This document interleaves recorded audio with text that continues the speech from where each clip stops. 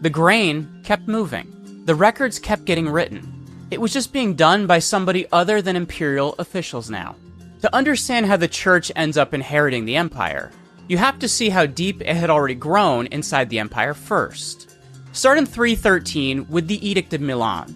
Constantine and his co-emperor Licinius put out this joint declaration, and the headline everybody knows is simple enough. Christianity is now legal. We actually have the text of it. And by the way, because Licinius was writing right around the same time and preserved the wording, which is how we know what it really said.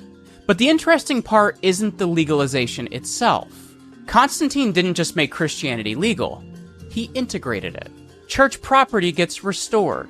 The clergy gets exempted from civic duties and from taxes.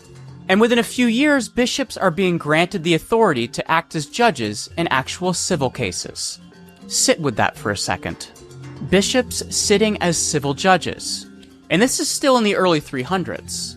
The church has been legal for almost no time at all. And Constantine is already threading bishops into the administrative structure of the state. And you have to ask why he'd do that. And the honest answer is power. The 3rd century crisis had shredded whatever confidence the Roman population still had in the imperial system. The currency was debased. The military was unreliable. And the emperors were getting murdered at the rate of something like 1 every 2 years. People needed something they could actually trust. And the church had spent 2 centuries quietly building exactly that.